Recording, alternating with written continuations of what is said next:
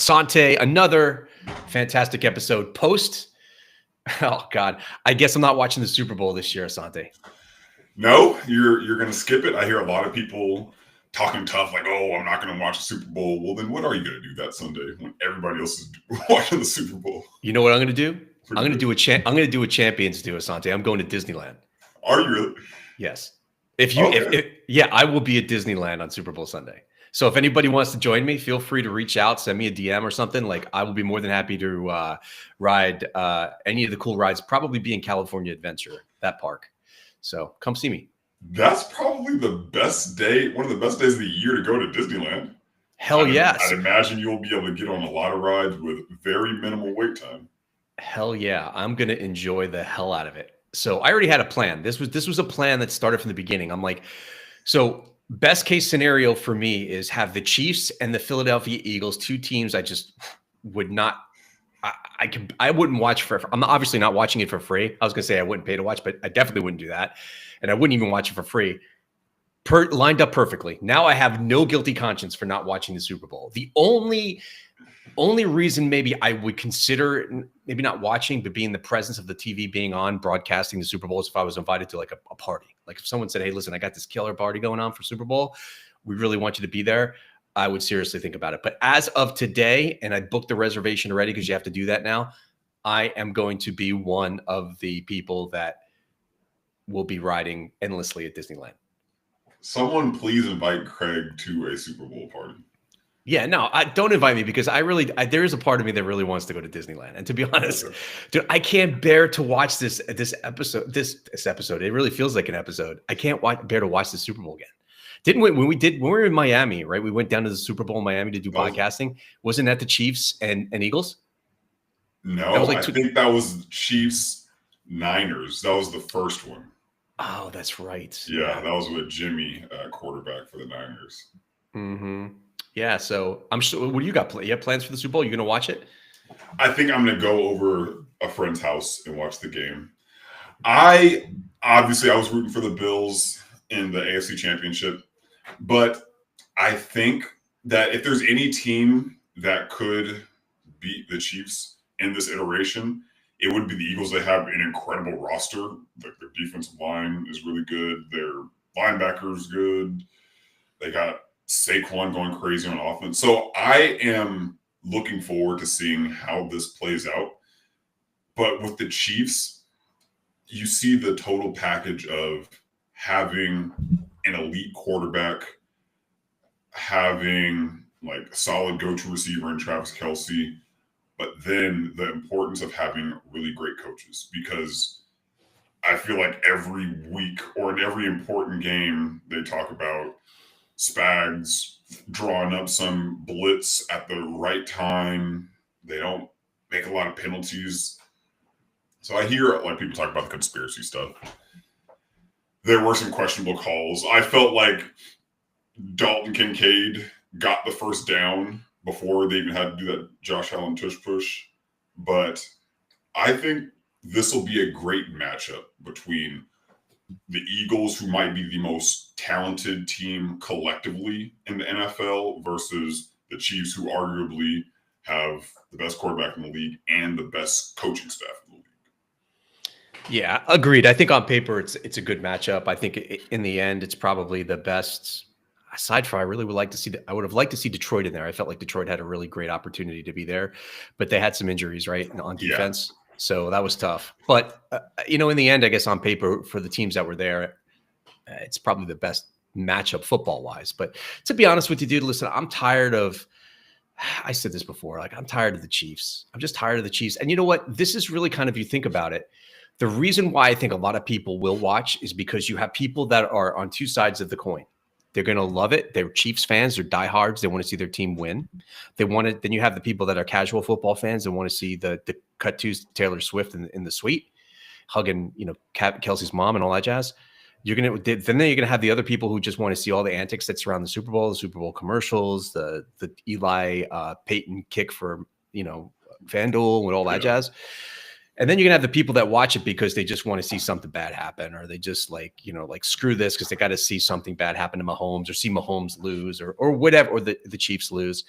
So everyone when you're hated, like, because I felt like the Patriots were like this. I think when you're hated, people who hate you will watch to see you fail, and Yeah. people who like you will watch to see you succeed. Oh yeah, that's in all aspects of life, but especially in this situation. I think most of the country is rooting against the Chiefs, which I'm sure gives them a different kind of an edge and a chip on their shoulder, where it's us against the world, really. But I mean, it'll be a good event. I'm excited to see the halftime show.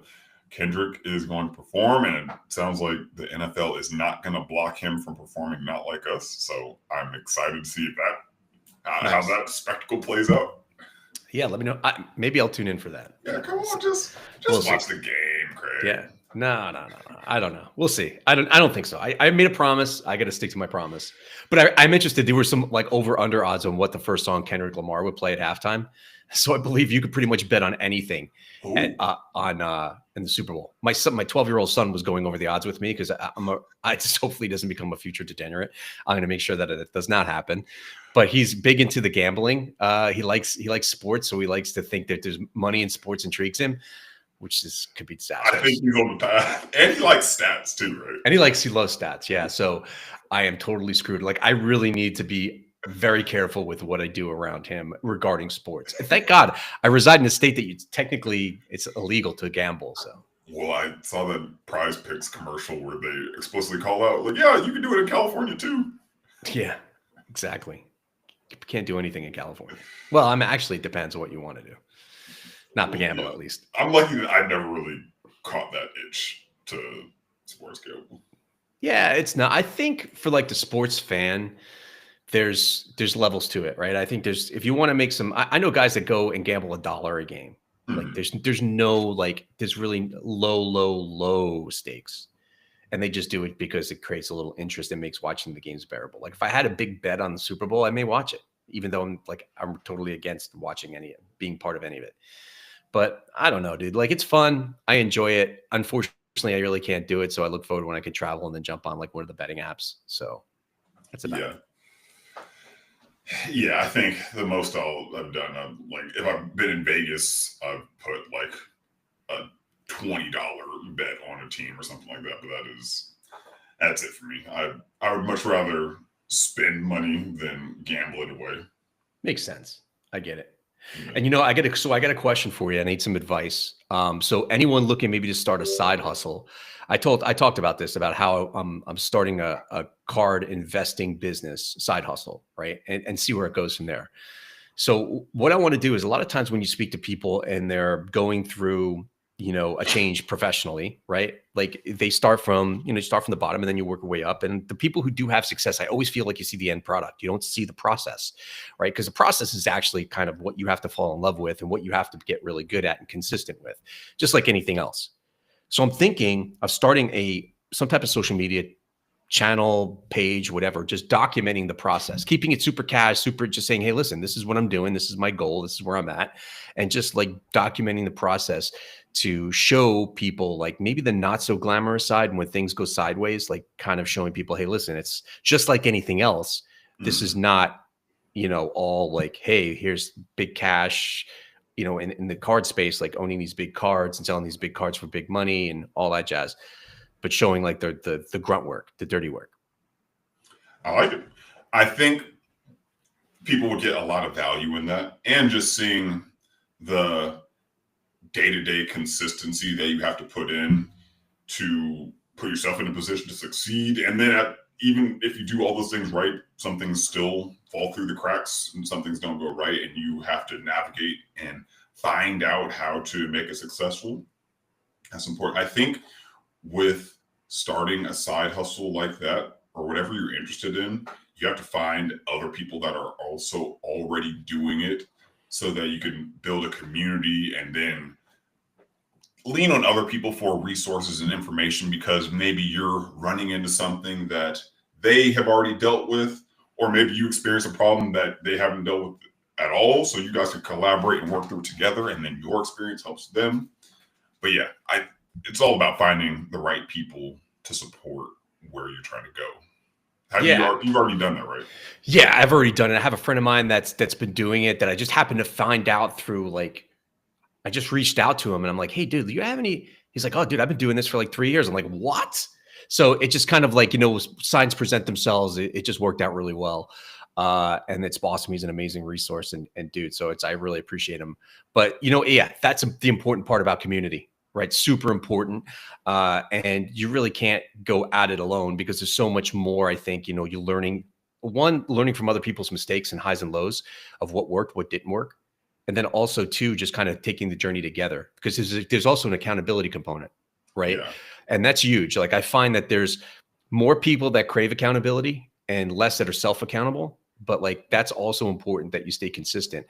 And again, with anything else, like you got to be consistent. Like I've been doing this thing in the morning where I get up at like 4:30, like 4:45, and I take my dog out for a walk. But I put on a weighted vest and I walk for like 40 minutes. Look at So you. yeah, but here's the deal. So I do it because I normally get up early. So it's not like I'm forcing myself to get up early. I'm normally a morning person. So I typically get up early.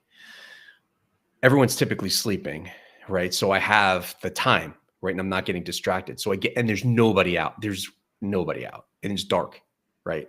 So I get up, I walk the dog for 45 minutes, like with a weighted vest on. And I've been doing it every single day since probably at least the beginning of the year. So all I'm saying is like, there's times I don't want to freaking do it, dude. Like, I don't want to do it. There's times I don't want to go up. And it's just like, there's so many things I'm like, I don't want, it's cold out. It's been colder everywhere, but it's cold. It's like, whatever. I'm like, I don't want to do it. But I think the consistency is and not seeing necessarily a massive difference right away kind of gets more people to the point where I'm like, I just want to quit. And getting back to the side hustle, you gotta work through that because it's going to happen, whether it's walking your dog for whatever, getting body moving or trying to earn some cash. And that's why you got to find something that you really enjoy.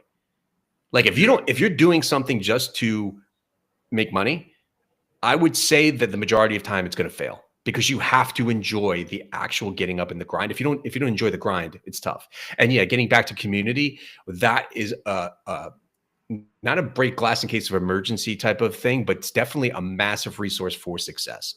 And you did hit it on the head when you said it's finding the right capital RIGHT people, because there's a lot of people that are doing it. Doesn't mean that they're the right people, and it doesn't mean that they're the right people for you. So I think you got to be able to trust the people that you're working with, and that they have, and that the rising tide will raise all ships and not just theirs. Yeah, that's 100% right. And also kudos for your dog getting up at 4:45. My dog, once I get up, I go out to the living room and he gets up and I just move his bed out there and he just goes back to sleep. So I am amazed that your dog is up that early.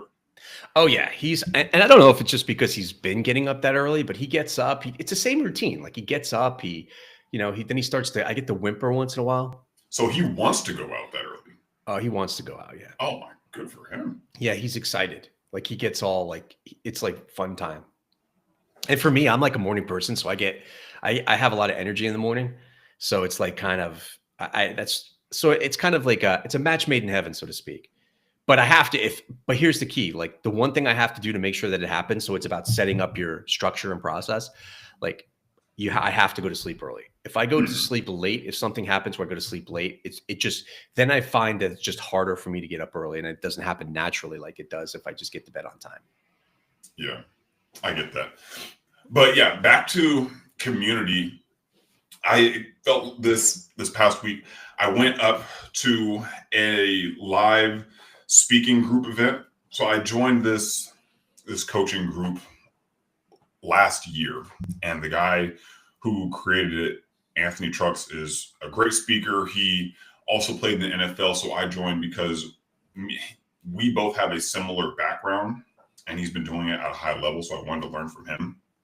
So there's this in-person event where there were probably 50 people there who were also speakers at various levels. Some people had already given TED Talks. Some people were already getting high fees to speak. And then there were some people who were really earlier in their journey. Some of the people were getting on stage for the first time ever.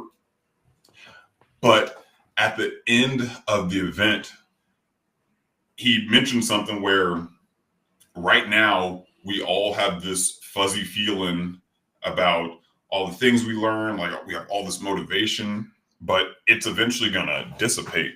And it's so important to have made connections and network with people during this time so that you have other resources to lean on when you get stuck or when you may not feel motivated. You'll have somebody to hold you accountable. And then as he shared more of his story, you saw different points in time where he was successful because he had a community of people who were also speakers who helped him refine his message, give him different tips at different points in his life. And it's just that constant reminder of like, you have to have the right people around you that are also doing what you want to do at a high level, that have integrity, that they are looking to be abundant with their information so that you can also see success. So it all comes back to the right people will help you get to where you want to go. Yeah, 100%. And it's so important because the resources, especially when that motivation doesn't exist anymore, is super important. And and it kind of think goes hand in hand with the accountability part, like having somebody check in on you and just saying, hey, listen, you know what, how you doing? How you making out? Did you do this? Did you do that? And like, it's not just here's the thing, there has to be some type of, at least with the accountability, there has to be some type of skin in the game. Like if you don't do it, then you have to do this. It could be monetary. It could be something you have to do. Whatever it is, like there's got to be something that's going to motivate you enough to want to continue to do it even when you don't want to.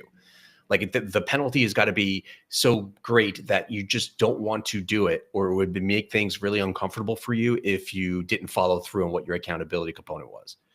And I think that is just super important. And here's the deal. Like, I don't think you need to have a side hustle. I don't think you need to have, I think you just need to have something, a goal that you want to get to. Like if you're in whatever it is, whatever that goal is, be the person that says, and you know who the right people are, or at least find the right people to say, hey, listen, can you do me a solid? Can you help me out? I really want to achieve this. Can you hold me accountable? Like, can you check in with me every Tuesday at 8 a.m. and just make sure that I completed A, B, C, and D, or whatever you set up. Like set it up. It could be a text message. It could be an email. It could be a phone call. It could be whatever it is, like something to set it up.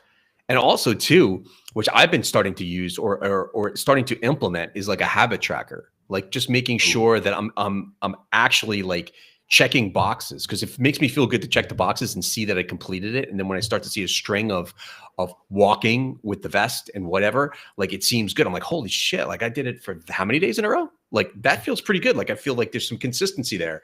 And I feel like there's a dopamine hit that I get when I check off a box or when I get something done.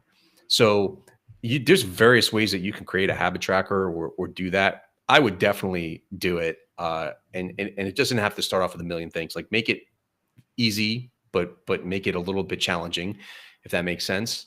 And start to incorporate something that's going to give you, it's going to get you more close to your goal and also give you a little bit of like a reward for completing it.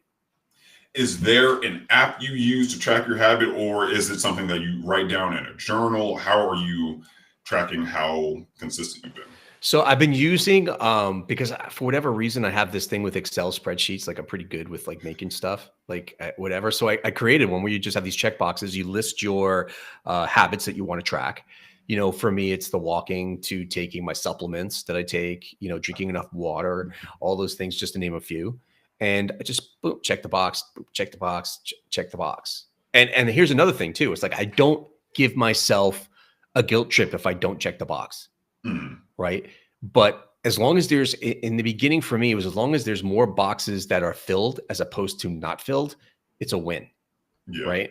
So it's like, I know we live in the age of like, you know, the 75 hard mentality, which is a great program, by the way. Like, but it's like, if you don't do A, B, C, and D, you failed. It's very black and white. And we talked about this very rigid black and white society that we live in. But like, it's like, if you don't do, what happens if I do 45 minutes of walking instead of 44 minutes instead of 45? Well, you got to start from the beginning again. Yep. Like, so it's just, I think that gets most people to just either start and just not finish or just not do it, period. So you got to set yourself up for some type of success.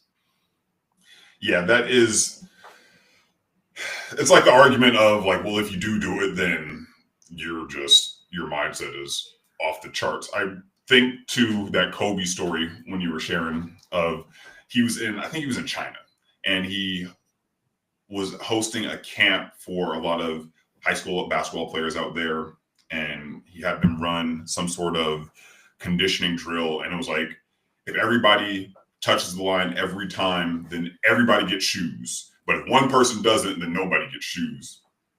And then turns out there's one dude who was like that far away from touching the line, and nobody got shoes. And you're talking about the lesson of like, you come up short in one place, you'll come up short in another. It is true, and I think we all aspire to have that kind of mindset. But the reality is, not everybody does. So you do the best you can and work to get as close to you can as that perfection. And if you come up short, you don't beat yourself up, but like, okay, what can I do next time to put myself in a situation where I follow through? How can I create a system to help me follow through? Because I'm kind of going through that right now. I signed up for that fitness race. So it's now officially like 3 months away.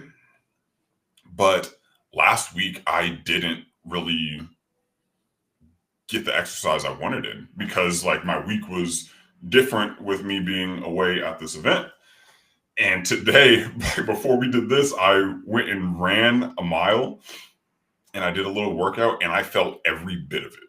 You know, I just felt like I was trying to stretch and I felt so much tighter. And it was just, you fall off that consistency for 5 days and it feels like you're back at square one. So it's like kudos to you for maintaining it. And it just shows you how important it is. Like once you start and you build that momentum, you got to keep it because it easily goes away.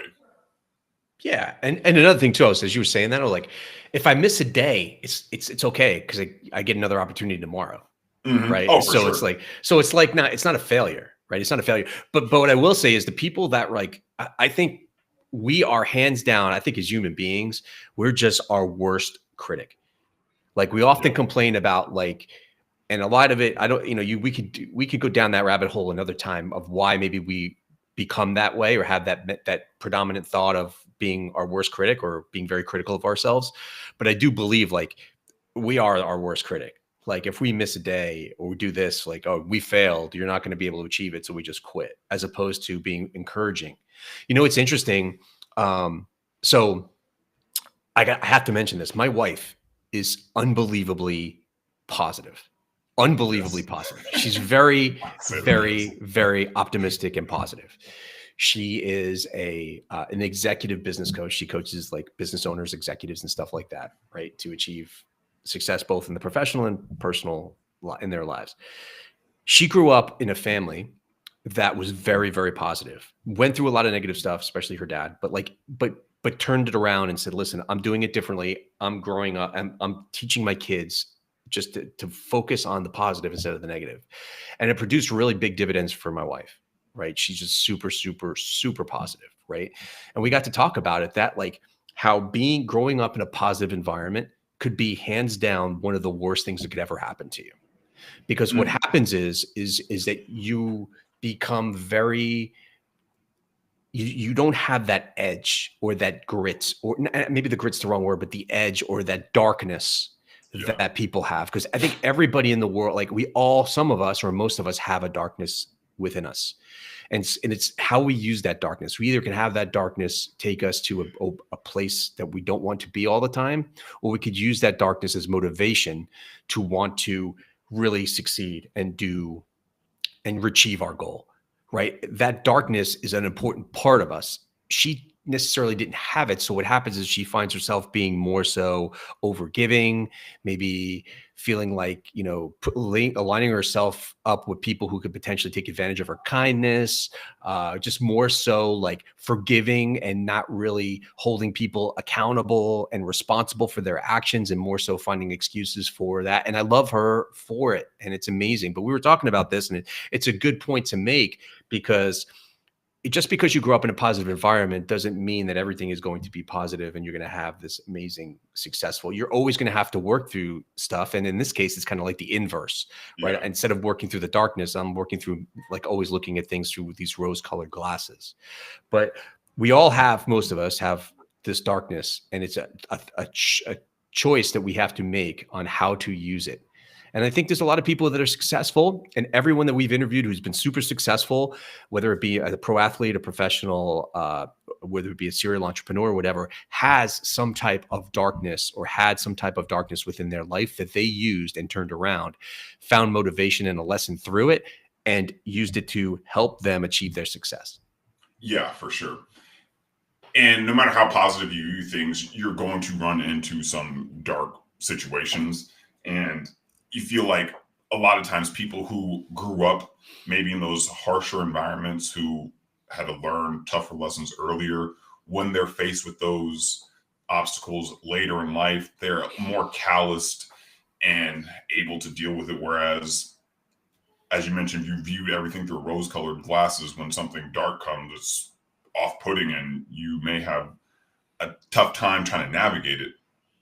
I think that's where it's important to, at some point, for like kids growing up, to not put them through a tough situation on purpose to callous them, but manufacture a challenge for them, something that's difficult for them, something that forces them to have to go to a dark place mentally to push through whatever struggle that they're going through.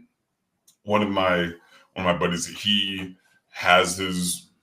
having his son wake up super early with him, go work out, and do an ice bath. I think it was at first like 2 minutes in the ice bath, and he said his son, he's like 15, was crying in the beginning, just putting him through it. And over time, he's gotten used to it. He's starting to be able to handle it much easier. I think he said it's been like 6 months. He feels like he's a different person from 6 months ago. So doing something like that to manufacture some grit within like our youth is helpful. Yeah, especially with young kids, because, hey, listen, as parents, like, inherently we're looking to protect our kids. Like, we're always looking to be that source of protection and support, and we want to. And how many times have you heard parents talk about, like, I just want to make things a lot different for my kids than it was for me. I want to make their life better than mine. So sometimes we swing the pendulum way further than it needs to be swung, and overgive and overprotect, right? And overbear. And, it turns out that we do a disservice to our kids as opposed to a service, because there's something to be, they have to learn these lessons. They have to go through the uncomfortable quote unquote ice baths of life, right? Yeah. Like, you have to go through those uncomfortable times and to learn from them and try to work your way out of them. Because at some point there's a transition. There's a transition of the parents driving to where the kids start driving. And I'm saying metaphorically, right? So like we're all we're doing everything. We're taking them places when they're young. We're doing things. We're always making sure at some point there's a switch, right? I don't know if that's like around the high school age where they become more like, okay, now it's going to be more of me providing for me as opposed to my parents. It's always parent driven in the beginning. And then as they get into that teenage age, it switches. And you want to prepare them really for that teenage age so they know what the hell to do when they have to start doing it for themselves. Especially when kids are involved in sports. I think a lot of people and coaches want to see kids communicate with them directly. They want to see them they want to see them become individuals, right? They want to see them that not everything's through the parents. That really stops. That really stops, especially when they get to high school. Like, that stops. It's just all about the kids. And I think right now, if you could start, doing those things, especially with kids, and getting them to communicate and to do things on their own, you're going to really set them up for success. Yeah, for sure. And if you're someone who now feels like you haven't really developed that callus to push through when things get tough, find a challenge for yourself. That's kind of what I'm doing right now with this whole fitness challenge. I feel like I haven't really pushed myself mentally. Like, I haven't pushed myself physically to have to go to that dark place mentally in a long time. So that's what I feel is going to help me regain that callus I developed earlier in life as I was going through football.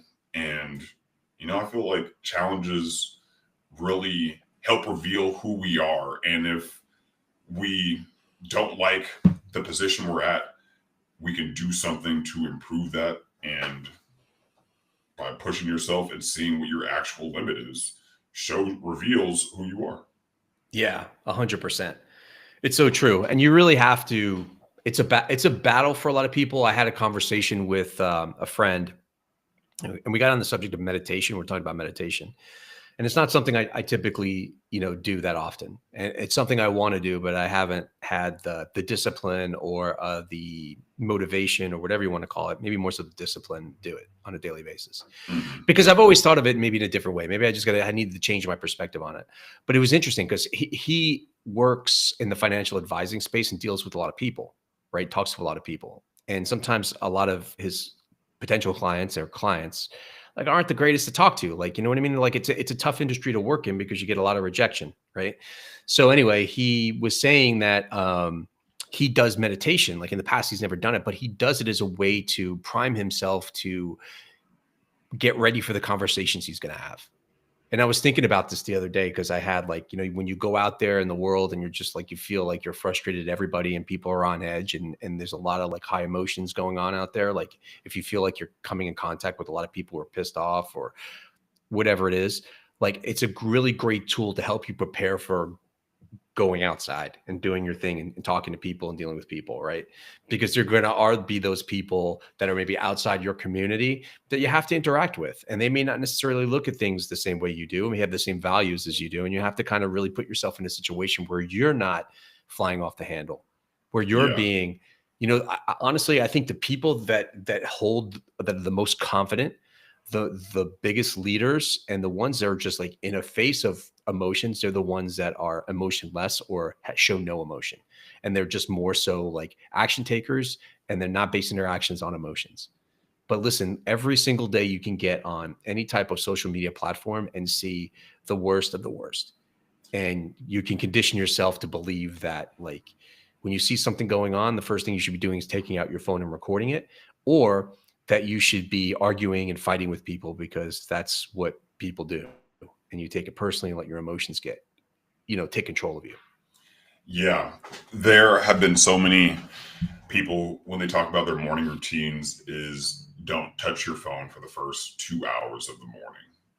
So that the first things that are coming to your mind after you're fresh out of sleep aren't every crazy thing that's going on social media. And meditation is really helpful. I need to get better at my meditation practice, but a while ago I learned transcendental meditation, and it's really helpful for what you're talking about, kind of centering yourself, calming your mind, and kind of emptying the stress that you're dealing with for a little limited amount of time and just being able to go into your day fresh. But yeah, if you take on the burden of everything that's going on in the world the first thing in the morning, it's hard to not be high strung as you're going throughout the day.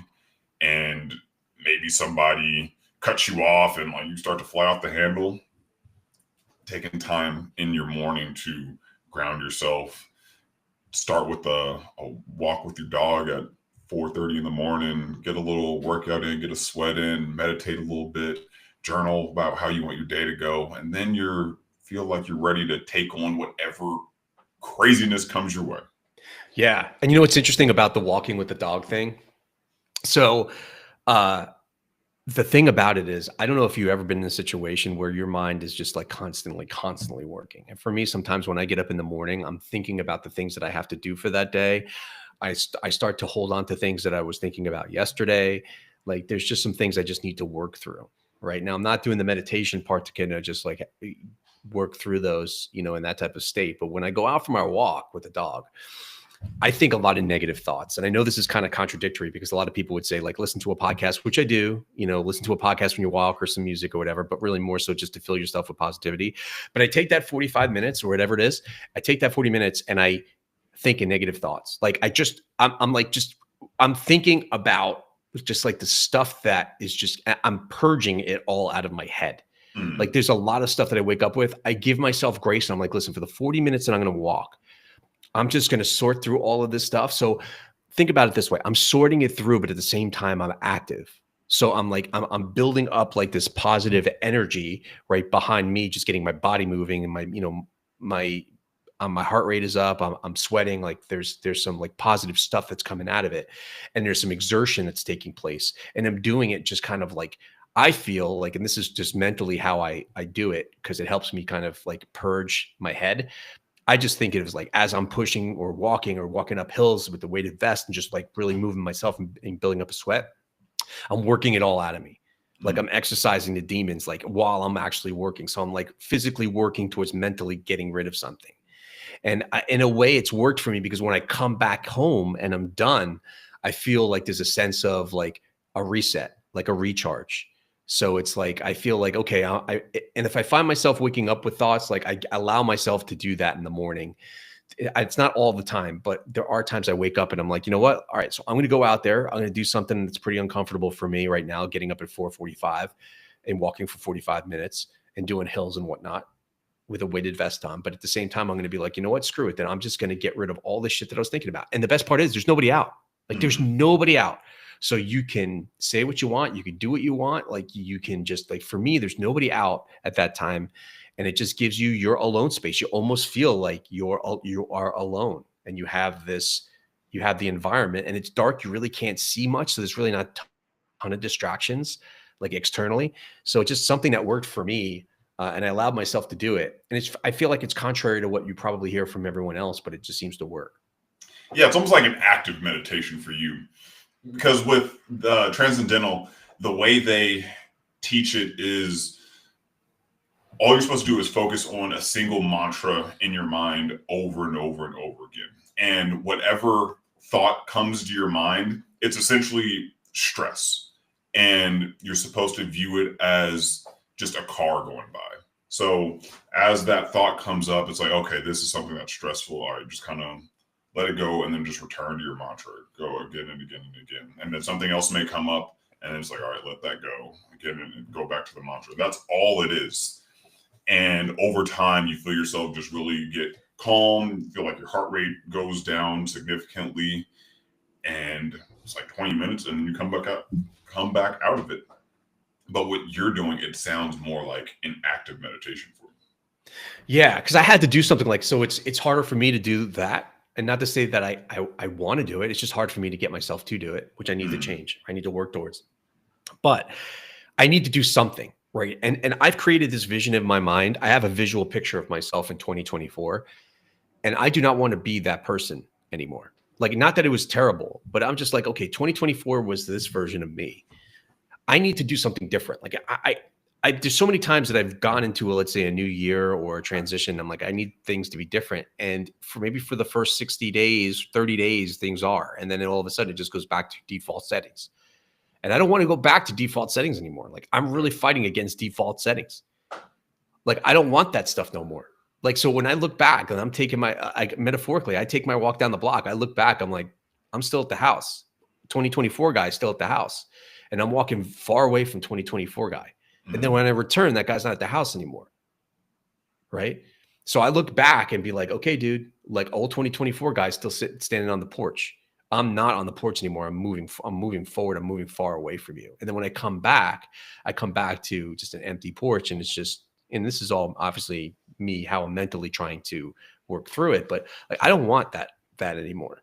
So I have to consistently try to do something. And if I miss it a day, like old default settings would be like, stop. Then, all right, you failed and I'm hard on myself and I don't continue. But now it's like, okay, you missed the day. So what? Like you're going to have another day to do it and keep doing it. Like, you know what I mean? And that's it. And that's what's going to be different. And the longer you can string that pattern together, the longer and more consistent you'll be. And for me too, it's like when I go through that negative, like self-talk, or like I'm working mentally or actively meditating, like I feel better. And it, believe it or not, it makes that 40 minutes pretty short because my mind's preoccupied. I don't really get caught up in how tough it may be or how long I feel like the walk is and be like, oh man, I just want to go back. Before you know it, I'm like, oh shit, I'm done. Like so that's kind of cool too. Man, I really resonated with you saying like the default settings. I think that's how I was feeling coming into the year. Is just feeling like not bad, but like things haven't changed enough, and I hadn't put enough concerted effort into making a change. So I like that you are actively thinking about. I am not trying to be the same Craig I was in 2024. 2025 Craig doesn't do the same things. And I think a lot of us feel that way at different points of just wanting to make a change, but it's about putting in that action as consistently as possible and giving yourself enough grace to know that if you do miss a day on that thing that you're trying to change, that thing you're trying to improve, start over. It's new Cheppy, just like Phil used to say, new Cheppy. It's now we begin. It's another day. It's another opportunity. It's not, I messed up once and now it's over forever. Now time to give up. No. It's okay to start over. You can always do a reset, and every day could be New Year's in your mind, because it's always that first day of the year we feel that new wave of energy, like, okay, I can finally do a reset. Like, no, every day could be New Year. Yeah. And another thing too is I really wanted to try. So like we talked about this, about like developing a plan before the new year so you can get, build up some momentum and know what you're doing, like not start January 1st to figure out what you're doing for the rest of the year. So one of my plans in 2024 for this year was I wanted to do one thing per month that I'd never done before, something different. Mm-hmm. And then I could walk away with some new experiences, a dozen new experiences over the course of the year. And I've heard this. This is not something I came up with. This is something I've heard, and it makes sense. Like and this way I could walk away from this year going, I was a lot different than I was the year before.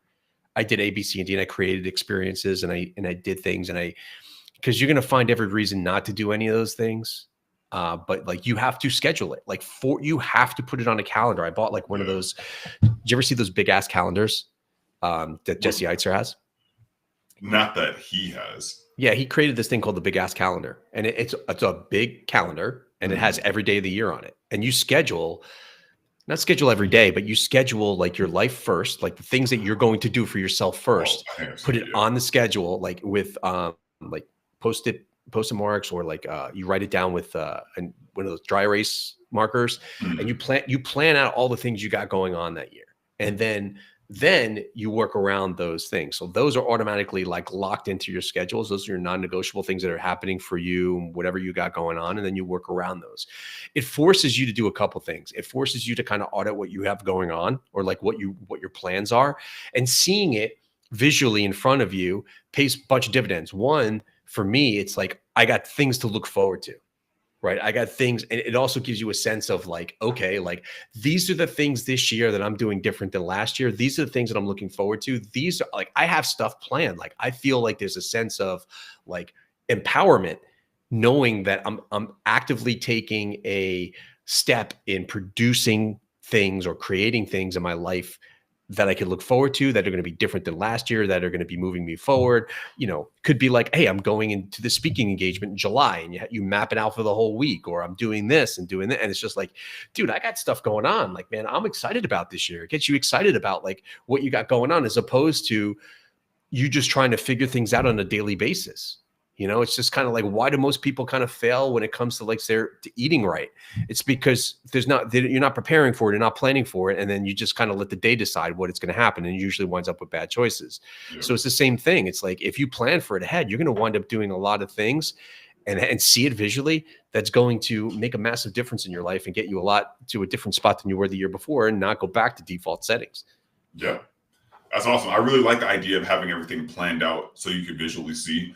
One of the speakers this week mentioned something called a power list, that the night before, every night you just write down 3 things that you want to accomplish the next day.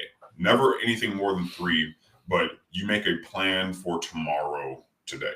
Mm-hmm. So that you're not just going into the next day like, okay, what should I do? It's like you already have these 3 things that you already deemed important to accomplish. And that is something that I had heard before, but hearing it again was a great reminder of like, okay, that's something that I can consistently do that will help me as I'm training for this event, as I'm doing more speaking engagements, like things that I can do to set myself up for success by planning it out the night before. Yeah, that's huge.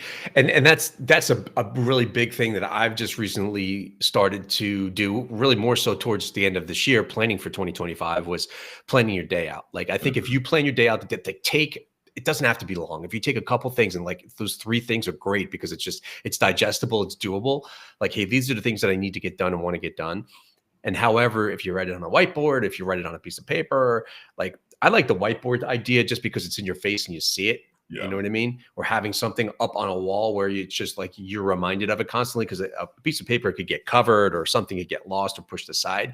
But like just 3 things, like today's accomplishments or today's whatever to do, and boom, boom, boom, and put them down, and then just like cross them off as you get them done. And there's something about like just like the checking boxes thing I spoke about.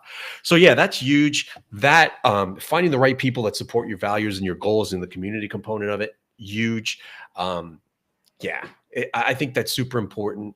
Just make sure, like, if you're going to do anything, don't go back to default settings. You deserve better than that. Unless last year was super good and you just want to continue the momentum from last year, and your new default settings are getting you to wherever you want to get to, then that's awesome. But I feel that's the minority.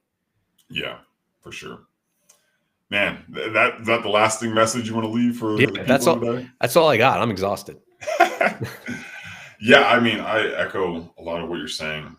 One of the other messages I heard this week was increase your speed in whatever you're working on. It is uncomfortable. If you start going fast in a car, it gets uncomfortable. Like, you start going like 80, 90, 100 miles an hour, it's like, it's uncomfortable. But learn to get comfortable at that speed in whatever you're doing in life. I'm not advising people to just go out and start driving 100 miles an hour. No. I'm talking about metaphorically in your life. Increase the pace and the speed at which you're operating at. Yes. The White Tiger podcast will not be held responsible for any careless driving, reckless driving on behalf of. Yeah. So yeah, we don't recommend that, but yeah, metaphorically, find that comfort level at a higher speed. You're going to wind up really getting a lot more bang for your buck. You're not going to worry about, hopefully, going back to the old habits and patterns that haven't been serving you. So with that being said, hey, have a great week. Follow us, share, please, with your friends, your families, your coworkers, your whoever, someone you care about. Hopefully they could get something away from our podcast and the messages we deliver. If there's anything that you'd like to see us cover or anyone you'd like to see us talk to, please let us know. And Asante, you have any parting words? No, don't go back to default settings. Yeah. Do you every day. Yeah. With that note, we'll see you guys next week. Later. Peace. We're done.